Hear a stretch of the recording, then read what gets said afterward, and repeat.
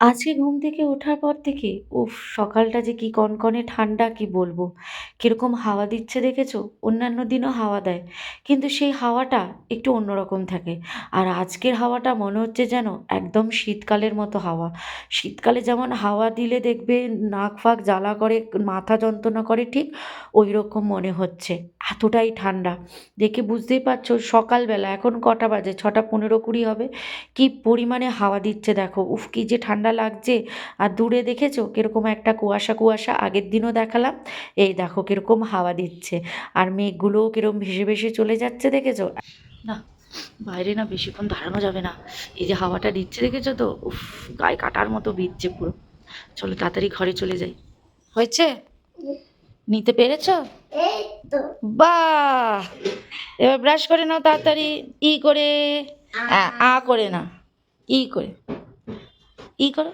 তো শ্রিয়ানকে এখানে ব্রেকফাস্ট করাতে বসিয়ে দিয়েছি। উফ! ওর ব্রেকফাস্ট করা তো নয়, কি যে বকে মানে ওর যে খাওয়াটা ১০ মিনিটের খাওয়া ও ০.৫ ঘন্টা ধরে খায়।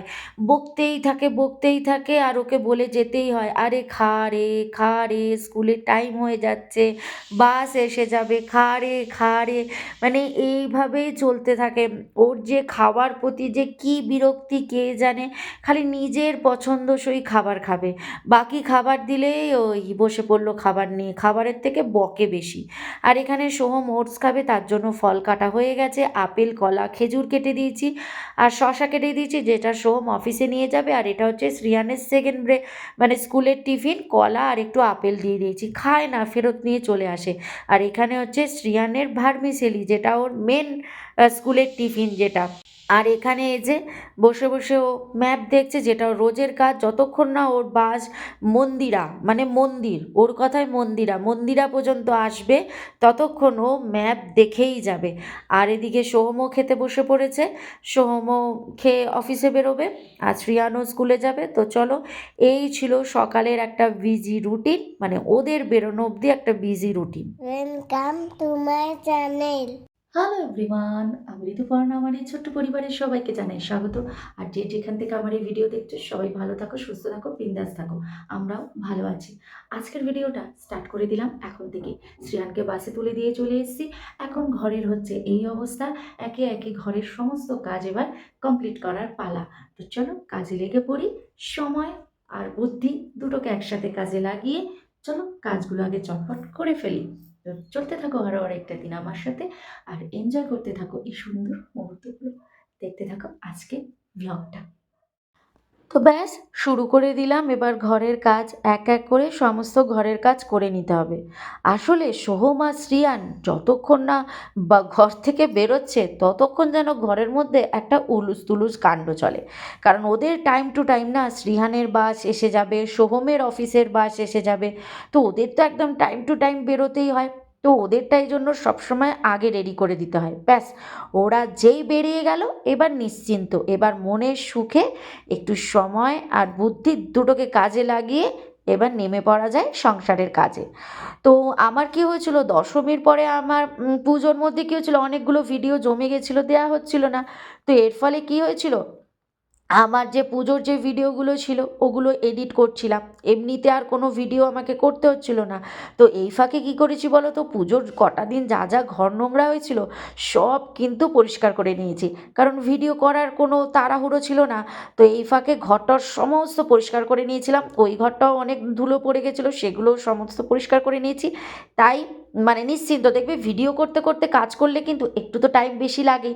তো ওইটাই আর কি বুদ্ধি খাটালাম যে হ্যাঁ, ভিডিও যখন আমায় করতে হচ্ছে না, শুধু এডিটই করতে হচ্ছে, তাহলে বরং ওই যে ঘরটা রয়েছে ওই ঘরটা একটু পরিষ্কার করে নিই। ব্যাস হয়ে গেল, ঘরটর গোছানো কমপ্লিট। এবার বসে পড়েছি একটু এই জলটা খেতে। এটা না আমি খালি পেটে খাই। একটু গরম জলের মধ্যে লেবু, আদা, মানে আদা থেতো করে আর হচ্ছে জিরে ভিজিয়ে ১৫-৮ ঘন্টা রেখে দিই। তারপরে জিরেটাকে ছেঁকে একটু জলটা মানে গরম করি, দেন খেয়ে নিই।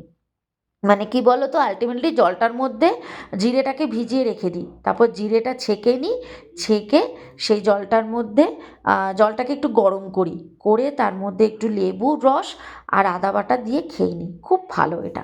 যাই হোক, যা ধুলো টুলো পড়েছিল সেগুলো ঝাড়ু দিয়ে দিলাম, কারণ মা বললো যে জলটা তো ঠান্ডা হয়ে যাবে, তুই বরং জলটা আগে খেয়ে নে। তাই জলটা খেয়ে তারপরে যা ধুলো বেরিয়েছিল সেটা ঝাড়ু দিয়ে দিলাম, কারণ বর্ষা আসবে, তাই জন্য মানে ওপরে যতটুকু পড়েছিল সেটা আমি ঝাড়ু দিয়ে নিয়েছি। এবার জানলাটাও একটু পরিষ্কার করে নিচ্ছি, তারপর ওই ঘরটাও একটু ঝাড়তে গেছিলাম, ভেবেছিলাম একটু ওপর দিয়ে পরিষ্কার করে নিই। ও বাবা, দেখি বর্ষা চলে এসছে, আনলাম না, বর্ষা যখন এসে গেছে তাহলে আর ওই ঘরটা এখন করা হবে না, কারণ ধুলো বেকার পড়ে থাকবে না, বর্ষা তো মুছে চলে যাবে। কনকনে ঠান্ডা হাওয়া পুরো একদম, এই জন্য আজকে বারান্দাতে আর বেশিক্ষণ আসছিই না, মানে একটু একটু করে আসছি, যা কাজ হচ্ছে করছি, করে চলে যাচ্ছি। ওয়েদার, রোদ তো ওঠেই নি, মেঘলা, তারপরে মানে মারাত্মক ঠান্ডা হাওয়া, এবারে খুব ঠান্ডা হাওয়া চলছে। চলো ঘরে চলে যাই, এবার ব্রেকফাস্ট করব। চলো আজকে কি ব্রেকফাস্ট হচ্ছে দেখাই। এই হচ্ছে আজকে আমাদের ব্রেকফাস্ট, মিষ্টি সুজি আর মুড়ি। অনেক দিন বাদে আবার মিষ্টি সুজি খাচ্ছি, কারণ মিষ্টি সুজি না আমার আবার খুব একটা পছন্দের নয়, কারণ ভীষণ মিষ্টি মিষ্টি লাগে, মিষ্টিটা একটু কমই খাই। তো মাঝে সাঝে খেলে না বেশ কিন্তু ভালো লাগে খেতে। তো ব্যাস, এবার খেয়ে নিচ্ছি, খেয়ে দে আবার বাকি কাজও তো করতে হবে, তাই না? তো এইদিকে দেখো, আজকে হবে হচ্ছে উচ্ছে ভাজা, মানে উচ্ছেটাকে একটু হালকা সেদ্ধ করে তারপরে ভেজে নেওয়া হবে বেসন দিয়ে। আর আজকে হবে গুড়জালি মাছ, ওই একটু বরফ ফ্রিজে ছিল বলে একটু বরফ হয়ে আছে, তো গুড়জালি মাছ হবে আজকে। আর হচ্ছে বেগুন দিয়ে হবে, আর হচ্ছে উচ্ছে হবে, আর কুমড়োর তরকারি হবে। গুড়জালি মাছের স্বাদটা কিন্তু অনেকটা ইলিশ মাছের মতো না, টেস্টটা আসে। অনেক দিন ধরে ওই যে দুধের, বলে না দুধের স্বাদ ঘোলে মেটানো, ওই রকম আর কি ব্যাপার। অনেক দিন ধরে ইলিশ মাছের খোঁজ করছি, কিন্তু কিছুতেই ইলিশ মাছ পাচ্ছি না, বলছি ইলিশ মাছ এখন আসছে না।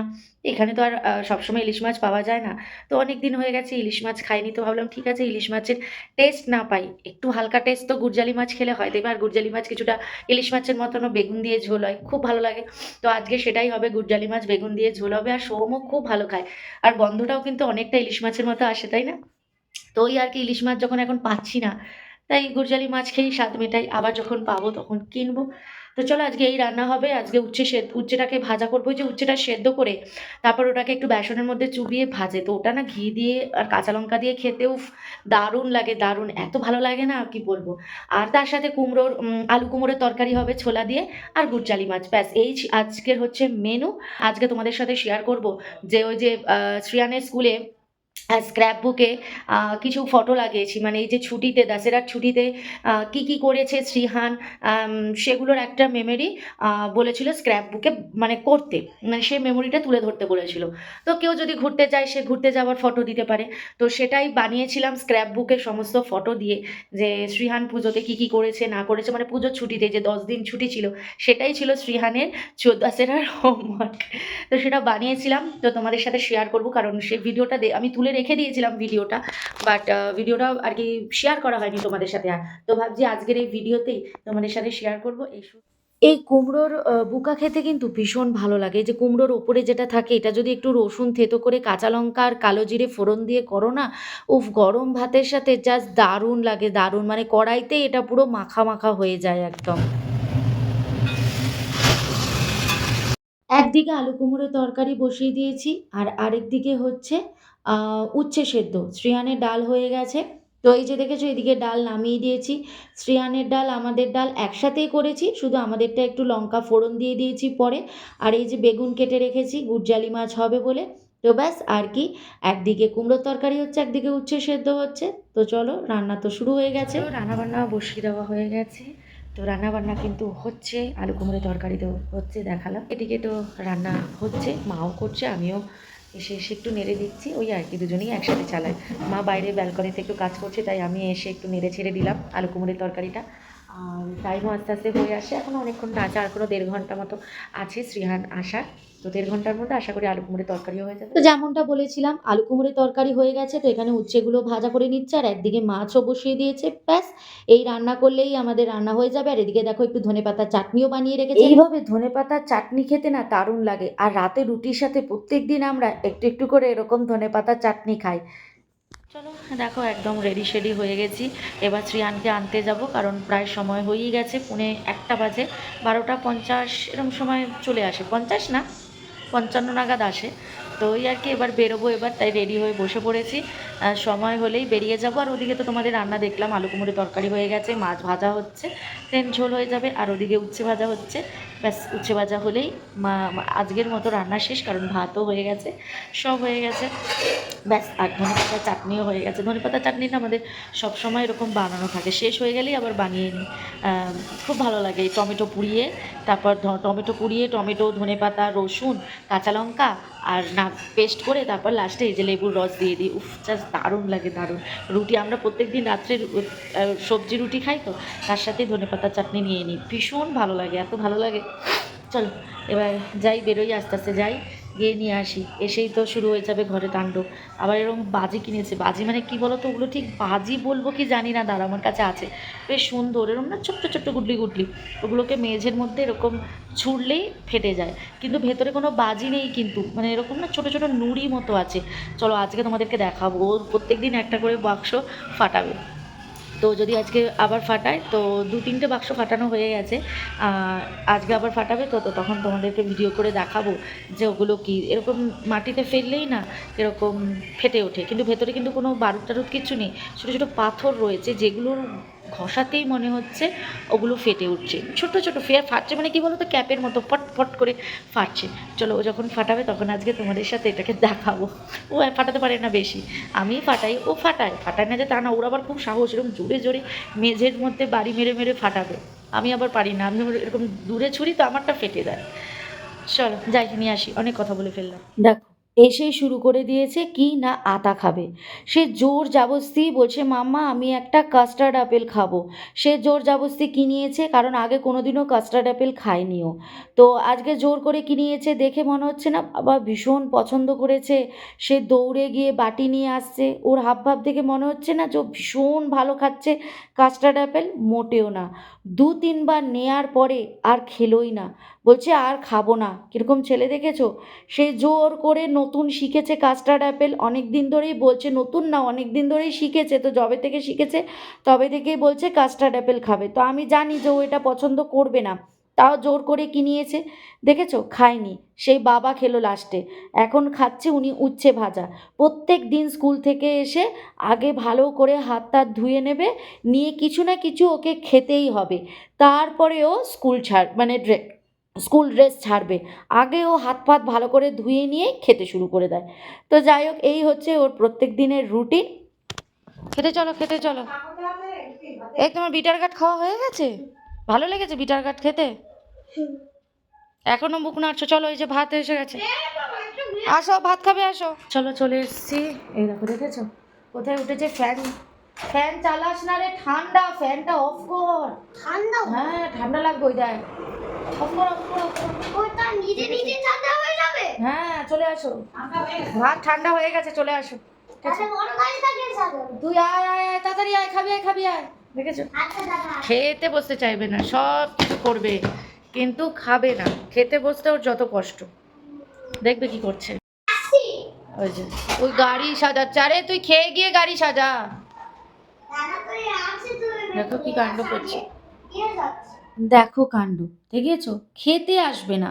খেতে যে ওর যে কি কষ্ট, বললাম না সকালে ব্রেকফাস্টেও কষ্ট, দুপুরে, মানে সবসময় ওর খেতে ভীষণ কষ্ট, ইচ্ছাই আসে না।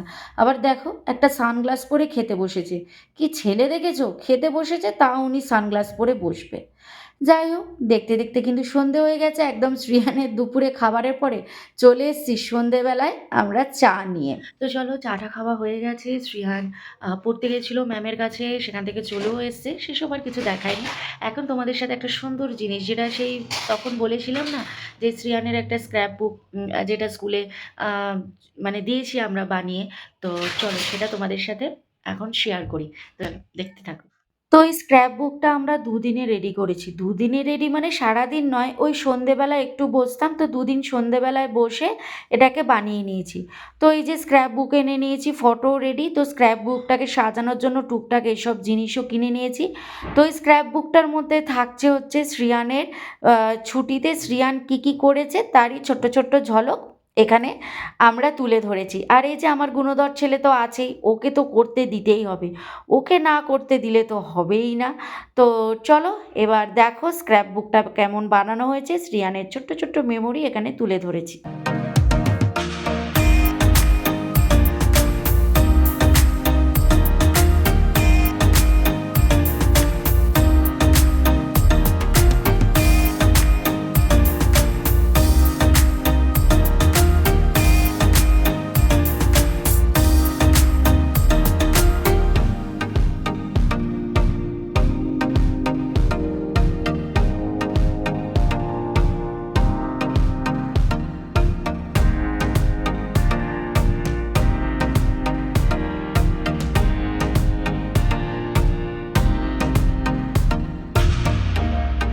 তো চলো চলে এসেছি একদম ভিডিওর এন্ডে, ভিডিওটা এবার এন্ড করবো। তো স্ক্র্যাপ বুকটা কিরকম লাগলো শ্রিয়ানের অবশ্যই কিন্তু তোমরা কমেন্ট করে জানিও। তো চলো আজকের ভিডিওটা এখানেই শেষ করলাম, আবার দেখা হচ্ছে নেক্সট ডে আরেকটা সুন্দর ব্লগের সাথে। ততক্ষণের জন্য বাই, গুড নাইট, ভালো থেকো, সুস্থ থেকো, সবাইকে ভালো রেখো। Thank you. Please subscribe.